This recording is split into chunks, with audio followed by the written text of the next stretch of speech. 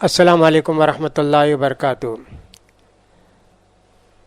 الحمد للہ وکفا وسلام علی عبادہ الذین اصطفیٰ، اما بعد۔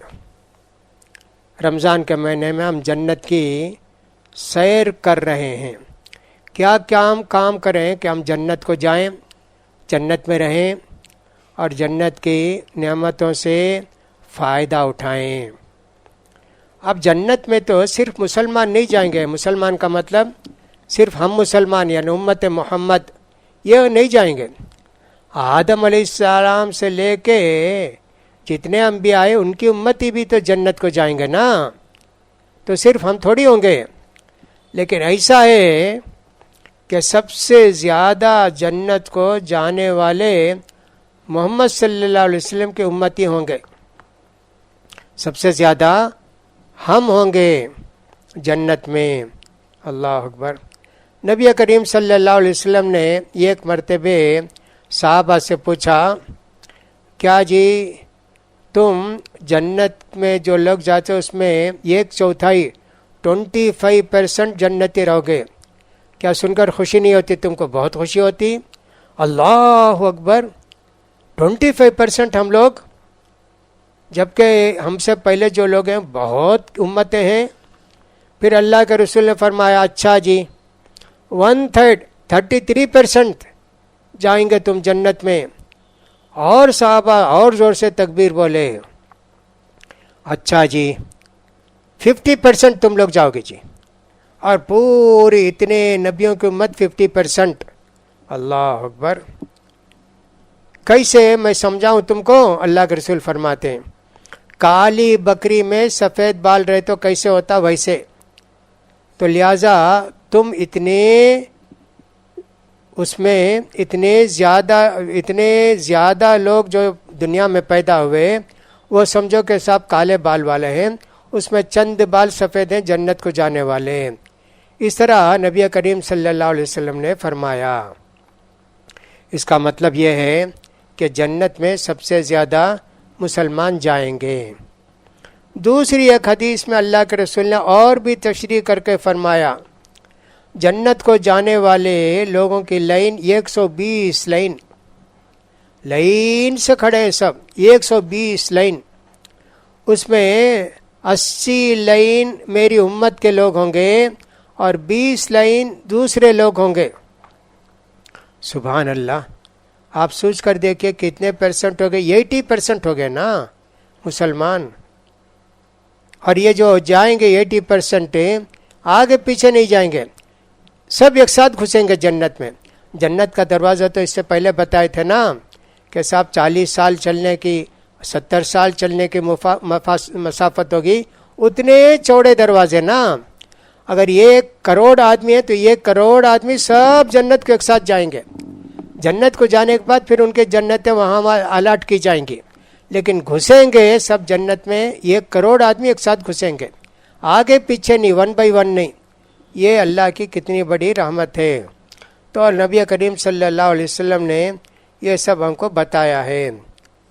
اللہ تعالیٰ نے سورہ واقعہ کے اندر فرمایا، ثلۃ من الاولین وقلیل من الآخرین، جنت کو جانے والے پہلے لوگ زیادہ ہوں گے، بعد میں جو لوگ آئیں گے وہ کم ہوں گے۔ عمر رضی اللہ تعالیٰ نے بولے، اللہ کے رسول دعا کیجئے نا، بعد میں آنے والے بھی زیادہ ہوں گے۔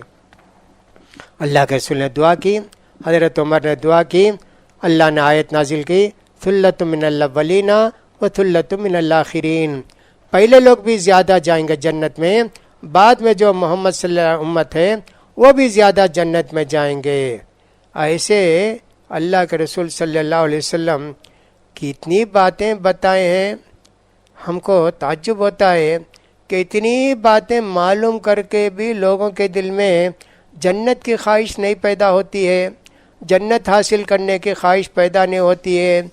برائی پر برائی، گناہ پر گناہ کرتے جاتے ہیں، گناہوں کا بوجھ ہمارے سر پر ہے، نہ توبہ کرتے ہیں، نہ گناہ چھوڑتے ہیں، نہ نیکی اختیار کرتے ہیں، نہ نماز پڑھتے ہیں۔ کتنا تعجب ہے۔ جنت کی حقیقی جنت کی نعمت کی قدر ان کو نہیں معلوم، اس لیے لوگ غافل ہیں. اگر وہ جنت کی سیر کرتے ہمارے ساتھ تو ان کو معلوم ہوتا ہے کہ جنت کیسی جگہ ہے، جنت کی نعمتیں کیا کیا ہیں. جو لوگ جنت کو جائیں گے، عورتیں جنت میں زیادہ ہوں گی کہ مرد جنت میں زیادہ ہوں گے؟ جہنم میں عورتیں زیادہ ہوں گی کہ مرد زیادہ ہوں گے؟ یہ بھی ایک اہم کوشچن ہے. تو نبی کریم صلی اللہ علیہ وسلم، ابو ہریرہ رضی اللہ تعالیٰ سے ایک آدمی نے پوچھا، بھائی جنت میں جو جائیں گے عورتیں زیادہ جائیں گی کہ جنت میں کہ مرد زیادہ جائیں گے؟ ابو ہریرہ رضی اللہ تعالیٰ عنہ فرماتے ہیں، کیا جی تم حدیث نہیں سنے کیا جی کہ اللہ کے رسول نے فرمایا جنت میں جو پہلے پہلے جائیں گے ان کے چہرے 14ویں چاند کی طرح چمکتے رہیں گے، اور جو اس کے بعد جائیں گے ان کے چہرے روشن تارے کی طرح چمکتے ہوں گے، اور اس کے بعد جنت میں ہر ایک کو اللہ تعالیٰ جوڑے بھی دے گا، حوریں بھی دے گا، 2 بیویاں دے گا، اور 2 جو حوریں رہیں گی ان کی پنڈلی کے ہڈی کے گد باہر سے نظر آئیں گے. ابو ہریرہ کے کہنے کا مطلب یہ ہے عورتیں جنت میں زیادہ ہوں گی، عورتیں جنت میں زیادہ ہوں گی. اس کو ذرا سمجھنے کی کوشش کیجیے. ایک مرد، اس کی بیوی، 2 حور، اس کے علاوہ پتہ نہیں اللہ کتنے حور دے گا، تو ایک مرد 6-7 بیوی حور وغیرہ یہ سب کاؤنٹ کرے تو عورتیں زیادہ ہوئی نا، اس معنی میں ہے. ورنہ تو صحیح حدیثوں سے یہ ثابت ہے دنیا میں عورتیں زیادہ، جہنم میں عورتیں زیادہ. ایسے اللہ کے رسول صلی اللہ علیہ وسلم نے فرمایا ہے. تو اس سے سمجھ میں آ گیا نا آپ کو کہ سب عورتیں جنت میں زیادہ ہوں گی کا مطلب یہ ہے جو دنیا کی عورتیں نہیں، یہ عورتیں جو نیک ہیں وہ بھی، اور اللہ تعالیٰ جنت کی حوروں کو جو پیدا کیا ہے ان سب کو کاؤنٹ کریں گے تو جنت میں عورتوں کی تعداد زیادہ ہوگی. نبی کریم صلی اللہ علیہ وسلم عید کے دن واعظ کہتے، خطبہ دیتے اور صدقہ خیرات کرنے کے لیے لوگوں سے کہتے. پھر اس زمانے لاؤڈ اسپیکر نہیں نا، عورتیں پیچھے رہتی ذرا دور، وہاں جا کے پھر عورتوں سے واعظ بولتے، صدقہ کرو صدقہ کرو عورتوں، جہنم میں سب سے زیادہ تم ہو، جہنم میں سب سے زیادہ عورتیں ہیں. ایک عورت سن کے ڈر گئی، کہا کہ اللہ کا رسول کیا بات ہے کہ مرد سے زیادہ جہنم میں عورتیں ہوں گی؟ کہا کہ ہاں، اس لیے کہ تم گالی گلوچ زیادہ کرتے رہتے ہو اور شوہر کی نافرمانی کرتے رہتے ہو. کیا بھی لا کے کھلاؤ پلاؤ، کچھ بھی ہو، شوہر کی نافرمانی، ذرا کچھ دیکھے تو فوراً کہیں گے زندگی میں کبھی مجھے سکون نہیں ملا، جب سے آپ سے شادی کیوں ہوں، جب سے میں غم میں ہوں، تکلیف میں ہوں، پریشانی میں ہوں. ایسی اللہ کے رسول بول کے بتاتے الفاظ، سبحان اللہ. تو لہٰذا آپ دیکھیے کہ یہ جہنم میں عورتیں 2 وجہ سے زیادہ جائیں گی. اس لیے میری بہنوں گالی والی مت دو، زبان سے عورتوں سے گالی بہت نکلتی. اپنے بیٹوں کے لیے بھی کتنی گالیاں دیتی ہیں، کیسی غلیظ گندا گالیاں دیتی ہیں اپنے بیٹوں کے لیے بھی. اور اگر کسی عورت سے جھگڑا ہو جائے تو کتنا ایک دوسرے کو گالیاں دیتی ہیں. نعوذ باللہ، جنت کو نہیں جائیں گی، جنت کو نہیں جائیں گی. اس لیے گالی والی مت دو اور اپنے شوہروں کی قدر کرو، جو بھی لا کے دے، جو بھی کرے، اس لیے سوچنا چاہیے.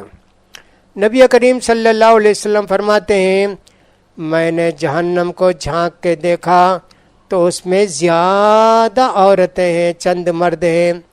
جنت میں جھانک کر دیکھا تو زیادہ اس میں فقیر غریب لوگ بھرے ہوئے ہیں. جہنم میں عورتیں زیادہ ہیں.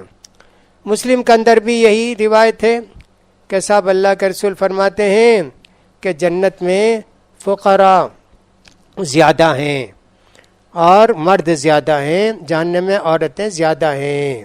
ایسی کئی حدیثیں اس سلسلے میں آئی ہیں تفصیل کے ساتھ. تو نبی کریم صلی اللہ علیہ وسلم نے یوں بتایا ہم کو کہ جہنم میں عورتیں زیادہ ہوں گی.